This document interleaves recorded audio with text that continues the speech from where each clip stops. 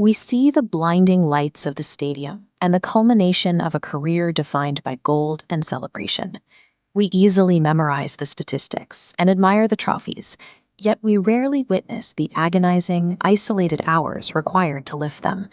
The distance between a normal life and global sporting dominance is crossed through an extreme tolerance for pain and sacrifice. Decades before the record books were rewritten, Cristiano Ronaldo was a boy living on the isolated island of Madeira. His family navigated financial limits, living in modest, cramped conditions. Proper equipment was a luxury. He played on rough concrete courts, in worn-out shoes, or none at all, replacing a lack of resources with a deep-seated obsession with the ball. He harbored a vision of world-conquering success, while physically confined to a tiny archipelago nearly 1,000 kilometers from the European Union. Ambition took hold in those quiet streets, fueled by a mind that viewed those island borders as a temporary starting point. At 12 years old, Ronaldo chose to trade his family and his home for a boarding house in Lisbon, deciding his development required total isolation from his support system. The toll was immediate. He was a child thrust into an unfamiliar city, surrounded by strangers who mocked his island accent. The loneliness and homesickness brought him to tears nearly every day. Most prospects break under that kind of emotional weight and return home. Ronaldo took that profound isolation and used the pain to push his dream past normal limits.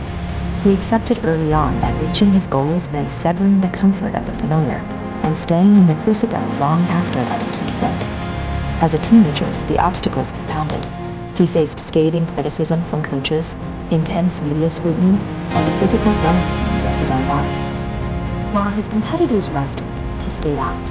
He practiced solitary drills on many days of travel, striking roads to exams to build a skills of speed.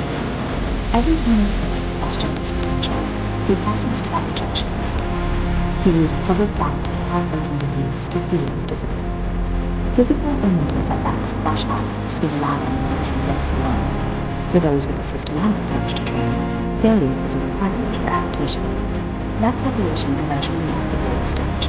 He signed with clubs, shadows, or environments, and lifting the most prestigious trophies in the sport.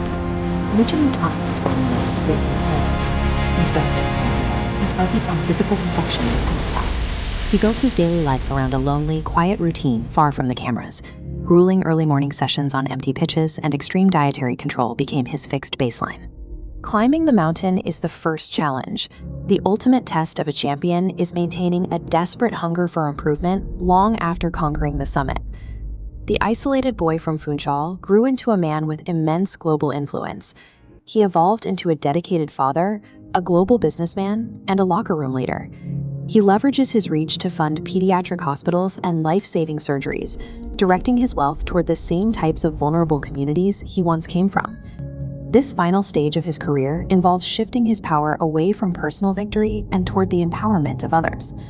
Strip away the goals and the sponsorships, and you are left with a clear example of human endurance. This legacy was built through a meticulous, non-friction process, repeated every single morning for 3 decades.